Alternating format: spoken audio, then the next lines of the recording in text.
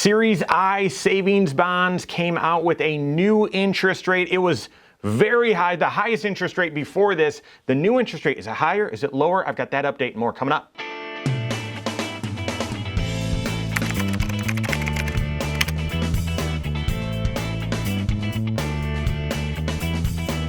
My name is Mike Bernard. I'm the host of the Wise Money Show. I'm also one of the certified financial planners right here at Korhorn Financial Group. Make sure you hit that subscribe button, turn on notifications, and smash that thumbs up button. All right, so the Series I bond, did a video on these about 6 months ago when their interest rate, get this, was paying 7.12%. Not in some speculative, wild, high risk bond, not in a bond issued by Apple, although that would have been a good guess because iBond sounds like all their products. No, this is an inflation bond issued by the U.S. Treasury that is designed to keep up with inflation. Now, there's two components to the interest rate: a fixed rate that they reset every year or set every year, but it's fixed. It's a fixed part of the bond that you purchase, but then a variable inflation component as well, okay? That variable component changes for all active I bonds out there every 6 months, okay? And back then, 6 months ago, the interest rate was 7.12%. That fixed rate, of course, is zero, but the inflation part of that interest rate yielded 7.12% per year, okay? But I had mentioned all of the other features, which we're going to go through here in just a second, but that they change that interest rate every 6 months. And it was set to change at the end of April this year. And now that we're into May, what's that new interest rate? Back then in the video, guys, I hoped and expected that we would see that interest rate come down a little bit because we would have seen inflation come down a little bit. Was I right? Was I wrong? Let's get into it. My guess is this thing still won't be running at 7.12%. Oh, gosh, I hope not. I hope not. Maybe it'll come down to 6%. Maybe it'll be 5%, something like that. We'll have to see. Guys, I was wrong. Wildly wrong. And we knew I'd be wrong based on what's happened over the last 6 months with inflation, how it just continues to go higher and higher. We'll see where it goes from here. But 9.62%. Unbelievable. I would have never guessed. That it would increase yet again. Almost that interest rate, this is how percentages work. That 7.1% would increase almost another 50% from just 5-6 months ago. That is astounding. But yes, guys, yes, you can go out there right now and put money, invest into a bond that is fully backed and covered, right? It's a savings bond by the U.S. Treasury that is earning right now 9.62%. What's the catch? The catch is you can't put all your money into this thing. Of course, if you could, then I would. You are limited to $10,000 for electronic bonds, $5,000 for paper bonds, but I'm sure you wouldn't want to do that. Those are the denominations that you can invest in these things. And then, yeah, online, I would go Treasury Direct. We've got the link below. That's going to be the site that I'm sourcing here during the video. But my goodness, guys, it's even though this is just a manageable amount, 10 grand, you can't put $1 million in here, you can't put $500,000 in here, it's just 10 grand. My goodness, this would be the highest yielding investment in your portfolio. I'm confident in that.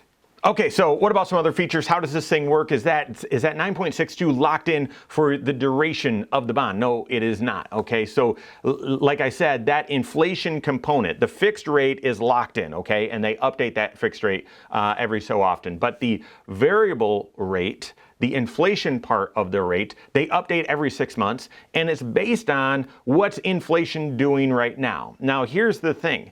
That inflation component can go negative at times. You can have a negative yielding bond. And here's the tricky thing about inflation. Because even though you look and you're like, well, hey, prices have come up.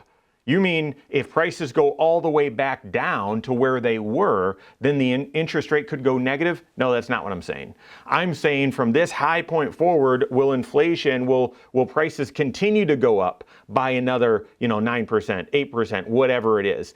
And so therefore, the inflation component of this interest rate is going to mark future inflation based on these kind of rolling time periods here, all right? So So to say that 9.62 is attractive is an understatement. That is wildly attractive, but you're not going to get 9.62% for the entire time you hold this bond, just for these next 6 months, and then that inflation component will reset. Will it reset higher? Again, just like 6 months ago, I would doubt it, but it could.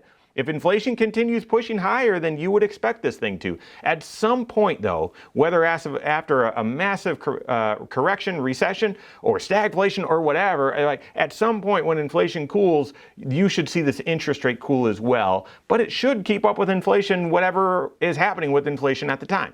You've got to own this thing for at least a year, which is why I've said before, and I'll say again, therefore you should not put your emergency fund dollars in this. Lots of times people are saying, well, I'm investing for the long term, so I'm not interested in that. But gosh, this 10 or 15 grand sitting here in my emergency fund, that's the money that I want to put in this thing. Yeah, but it's not liquid. You can't access these dollars for at least a year. And so I would argue, while tempting and close, it's not emergency fund dollars either. So you got to hold it for at least a year. You can hold it for 30 years, okay? But if you hold it for 5 years or more, then whenever you cash in, there's no penalty. If you hold it for at least a year, great, that's fine. Then you can cash the dollars out. But if you cash the dollars out within 5 years, there's a little bit of interest that you give up. 3 months worth of interest is the penalty to get access to the dollars. Oddly enough, and this is confusing, it's a federal bond, so you'd think, well, it must, if it has special tax treatment, it's probably exempt from federal taxes. That's not the case. These are taxed federally, but they have some favorable state tax treatment as well, or instead. So there is a little bit of tax savings here, but not like a tax sheltered, like an HSA, Roth IRA, something like that. There is some, you will pay tax, federal tax on the interest, but not state tax. So that's the gist of it. I mean, should you be using these things? Just like 5-6 months ago, I would still argue yes, when the circumstances are right. Should you use this for your emergency fund? No, because your emergency fund needs to be completely liquid. You have no idea when an emergency could come up, okay? So you've got to be able to access those dollars when an emergency comes up. Now, would you say, well, I can use other dollars in the short term to cover an emergency, and then if I happen to have an emergency within a year and I can't get access to these, then I'll use other dollars? I mean, maybe. It depends on the rest of your financial life and the likelihood of emergencies, how stable is your income, how's your health, that sort of stuff. But I would argue not for emergency fund. I'd also argue not for your long-term retirement savings either. You can only put 10 grand in this thing. Most of us are going to need more than 10 grand to be able to retire, okay? But if you've got some non-IRA dollars, okay, that are part of maybe your overall portfolio, your overall retirement nest egg, but they're supposed to be in bonds or stable or fixed income, I think you'd want to put all those dollars into this I bond, but you can't. So maybe carve out a chunk of those, maybe that 10 grand and hit that 10 grand limit. Now that is per person. So if you're married, you can do a little bit more for your family, of course, but that's the scenario, okay? Not for your emergency fund, not for your 401k contributions, your IRA, your Roth IRA, but if you've got some other dollars that are part of your overall portfolio that right now are invested in, you're trying to diversify, so they're invested in lower risk investments that have obviously some downside risk to them and they're not earning much interest, I'd consider putting 10 grand of that into I bonds. But that's not a recommendation. You've got to work with your certified financial planner.